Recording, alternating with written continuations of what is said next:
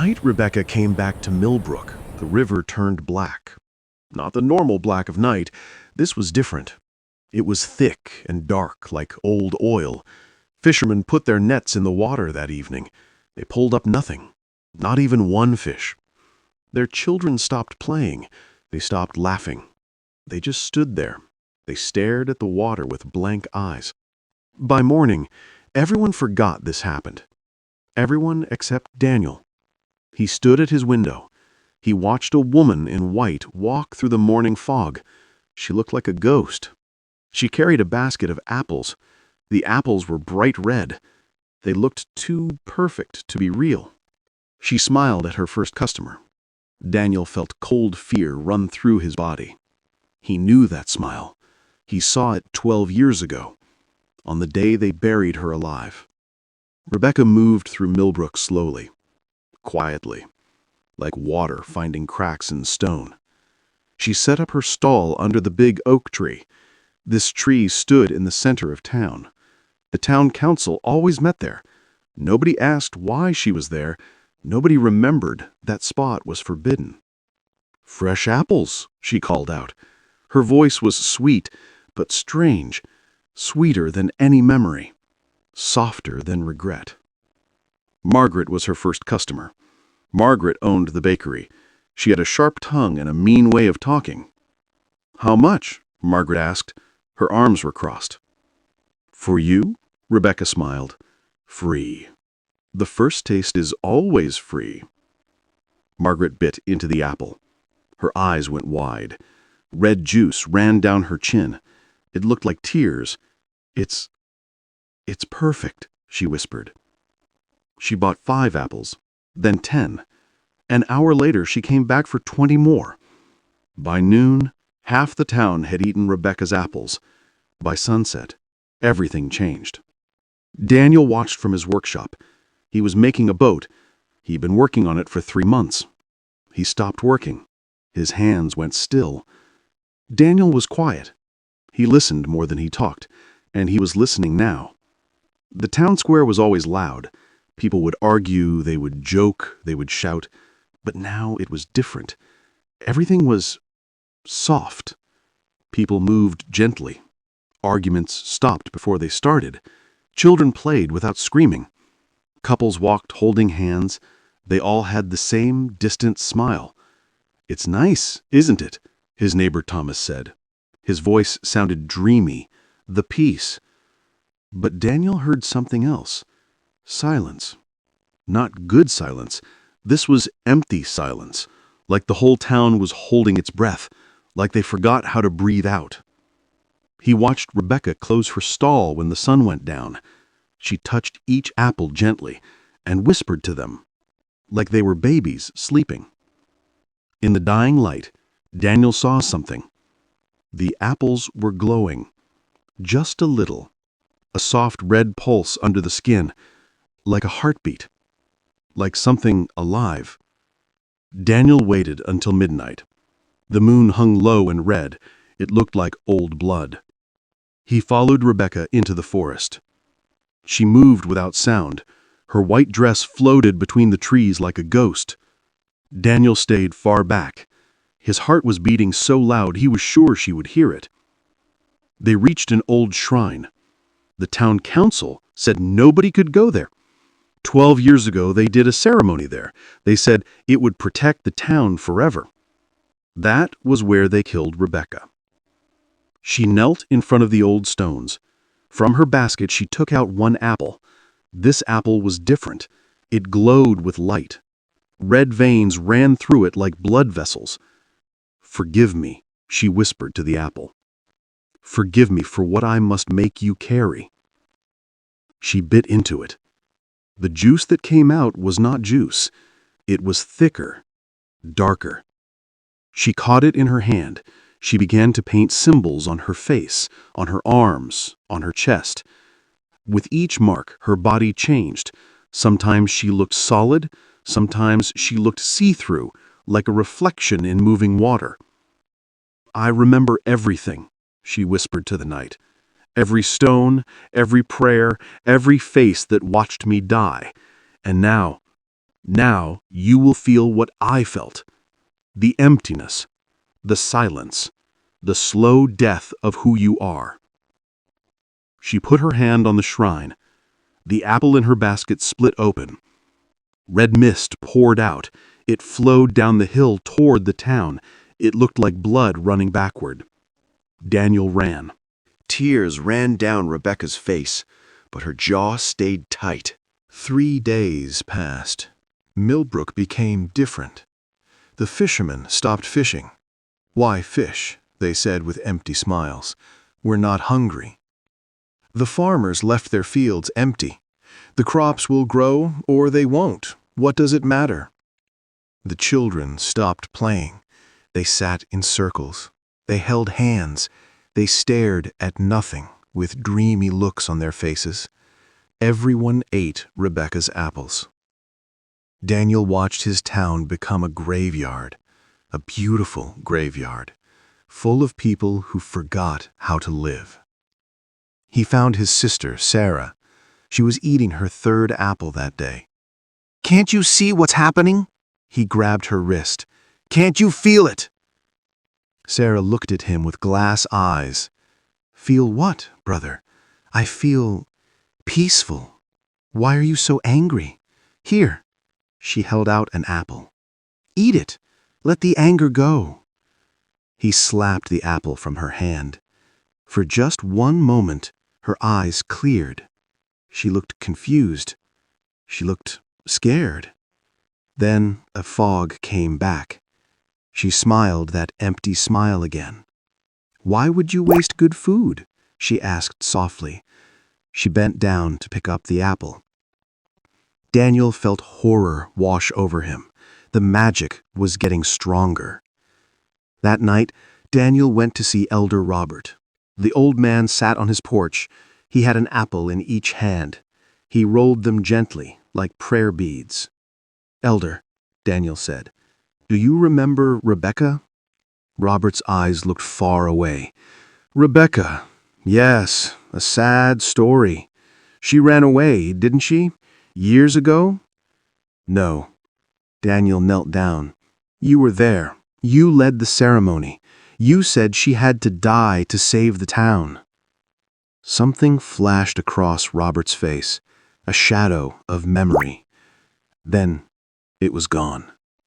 I don't," he frowned. "The town needed protection. The oracle said a virgin had to die to break the drought. And you picked her because she was different, because she asked questions, because it was easy." Robert's hands shook. The apples fell from his hands. "We did what we thought was right. You murdered an innocent girl. You called it holy." Daniel stood up. "And now she's back." Word spread about what Daniel said. In the old days it would have spread like fire. Now it spread like honey. Slow, thick, sticky. People gathered in the town square. They had their dreamy smiles. "Why would you disturb the peace?" they asked. "Why bring up painful things? The past is the past. Let it rest." But Daniel saw cracks forming. Some of the elders were sweating. Their eyes moved nervously. Some older women held their apples tighter, like they were afraid someone would take them away. They were starting to remember, and they were scared of what they had done. "Let them remember." The voice cut through the square like a knife. Rebecca stood on the platform. This was where they gave judgments. 12 years ago, the elders stood here. They said she had to die to save the town. She wore white, but it wasn't clean anymore. It was red around the edges, like she walked through blood to get there. "Let them remember," she said again. Her voice sounded wrong, too loud, too powerful. "Let them feel the weight of it. Every stone they threw, every prayer they said while I screamed, every morning they woke up and lived their lives while I rotted in the earth." She held up an apple. It split open in her hand. She didn't touch it. Red light poured out. The people gasped. Memories hit them like waves. Some fell to their knees. They cried. Others stood frozen. Their faces showed horror. Elder Robert collapsed. He held his chest. "I can make it stop," Rebecca said softly. "I can give you back your peace, your forgetfulness, your comfortable lies. All you have to do is eat." She dropped pieces of the apple on the ground. "Or," her voice got hard, "you can remember. You can carry what you did. You can live with it the way I lived with it. Every moment, every breath, every heartbeat screaming with how wrong it was."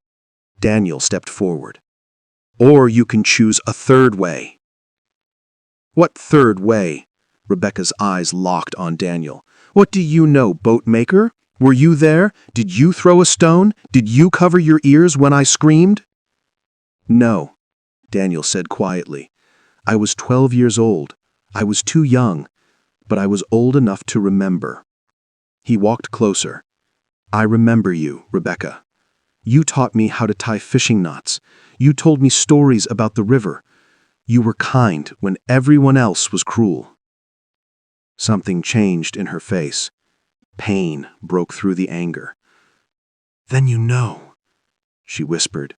"You know what they took from me." "I do. And you know what you're taking from them now." "Justice!" she shouted. "Revenge," he said. "Justice would be them saying sorry. Justice would be them fixing what they broke. This," he pointed at the empty-eyed people, "is erasing them. You're doing to them what they did to you." Tears ran down Rebecca's face, but her jaw stayed tight. "They deserve it." "Maybe they do," Daniel's voice cracked. "But what about the children? What about people who weren't there? What about Sarah, my sister? She was 6 years old when it happened. What did she do to deserve this?" Rebecca's face shook. "I didn't mean. I only wanted—" "You wanted them to feel your pain, and they do. Look at them. The people were on their knees now. Some were crying hard. Others stared at their hands, like they just saw blood on them for the first time. But sharing pain doesn't heal pain," Daniel said. "It just makes more pain, and it's killing you just like it's killing them." Elder Robert crawled forward. His old body was shaken. "Rebecca," he gasped. "Daughter, forgive us. We were wrong. We were cowards. We killed you because we were scared. We called it holy." Other elders crawled too. They were crying. "We're sorry. We're so sorry. We didn't know." "You knew," Rebecca screamed. "You knew I was innocent. You knew, and you did it anyway. It was easier than admitting the drought was just nature. Easier than waiting for rain. Easier than living with fear." The apples in her basket started cracking. Light poured from them like blood from wounds. "You killed me because it was easy for you." The ground shook. The oak tree's roots burst through the ground. They moved like snakes. The sky turned purple and black like a bruise. Daniel felt the magic spinning out of control. He felt reality itself starting to break under Rebecca's pain. "You're right," he said loudly. "They killed you to make themselves comfortable. And now you're killing them to make yourself comfortable." She turned to him. Her eyes were blazing with red light. "How dare you?" "I dare because I loved you." The words burst out, like they'd been buried for 12 years. "I was a child and you were kind to me when nobody else was.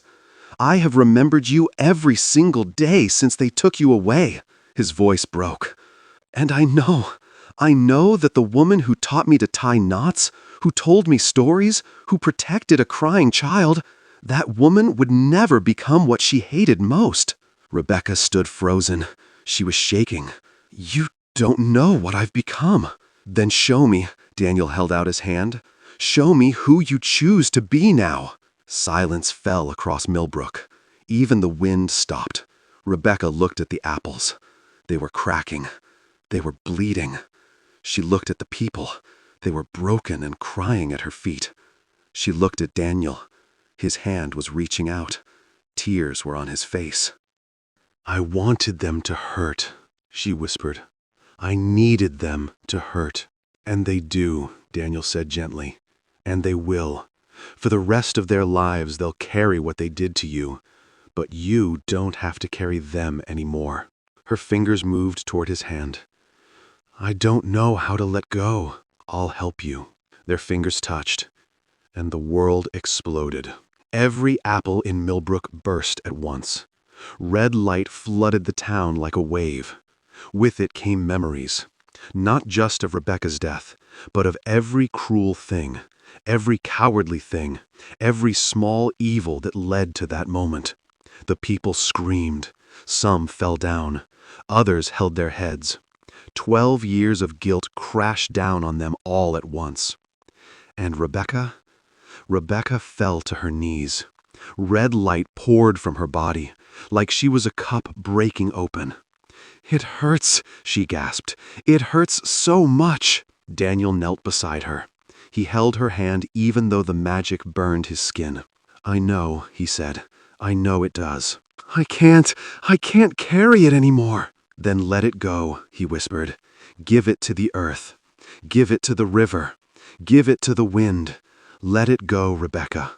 Let yourself rest." The red light started to fade, slowly, like a fire burning down. Rebecca looked at him with clear eyes, not angry anymore, not full of pain, just tired.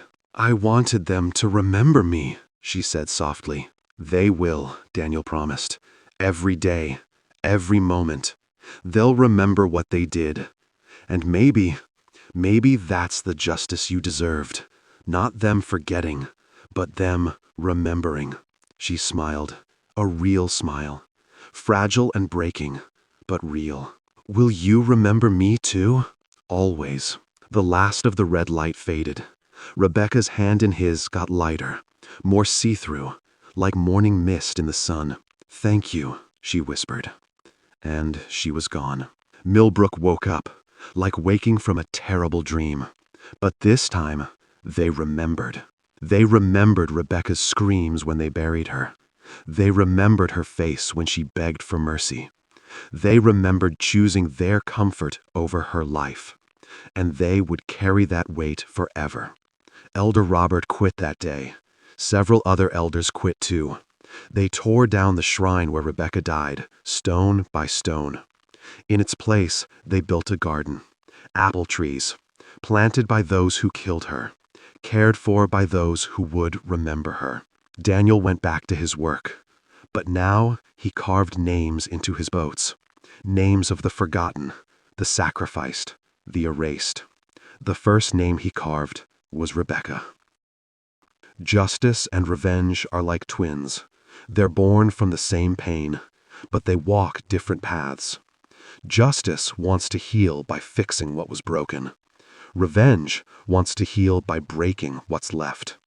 Rebecca chose revenge. She thought it would fill the emptiness inside her. But emptiness can never truly be filled. It can only be passed on to others. In the end, she learned what we all must learn. The only way to stop the cycle of pain is to let it go, to flow through us like water, not dam it up like a river that will burst. The people of Millbrook carry their guilt now. They should. But they also carry her memory, not as a victim to forget, but as a person to remember. And sometimes, that's the most powerful magic of all. Not magic that forces forgetting, but magic that makes remembering possible.